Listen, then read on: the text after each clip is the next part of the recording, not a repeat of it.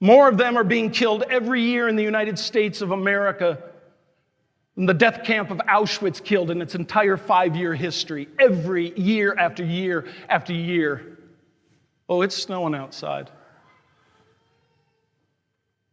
And on top of that, we've just recently elected a Catholic president, and he is Catholic, he's baptized, he is a member of the family. We've just elected a Catholic president who is diametrically opposed to all of the basic moral principles that are proclaimed by the Roman Catholic Church. Not only abortion and the sanctity of human life, but the sanctity of marriage and this gender silliness. How in the world did that happen? A Catholic. I'll tell you, if he wasn't Catholic, I probably wouldn't be so upset. He's a member of my family. He's the most powerful man in the world.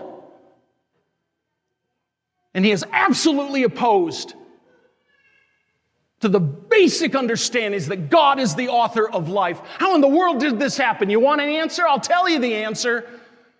Because our bishops have been silent for 60 years through bad catechesis and cowardice. They have barely said a thing. A few papers here and there. They speak of, there's things they could do. You say, well, why don't you do something? I'm just a little diocesan priest. I'm a grunt. They're the apostles. They have the voice. I just work for them at their privilege. They can get rid of me tomorrow. How have they allowed this to happen? What is it that they really believe? How poorly have they educated you? Good Lord. Can you imagine if in 2012, Mitt Romney, who was running for president, Mitt Romney, who was a Mormon, a member of the LDS Church, when he was running against President Barack Obama, if he were a cigar-smoking, whiskey-drinking, coffee-drinking Mormon, can you imagine if he had won the presidency? The Mormon Church would have gone apoplectic. This is not a representation of us. They just would have said, oh, no, don't look at him. He does not represent what we believe. Probably would have excommunicated him. But what do our bishops do?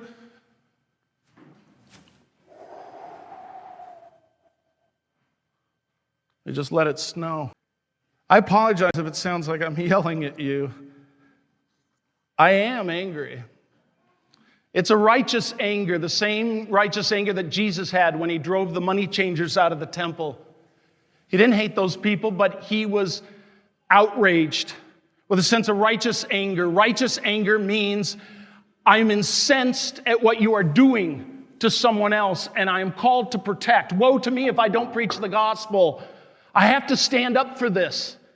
Jesus had to stand up for his Father's dignity, so he wanted a clean house. And I have this righteous anger. I'm just tired of this. Angry to the point where I am tempted to say this. If you are pro-abortion,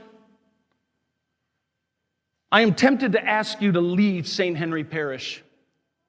Leave this parish. Tempted to say that.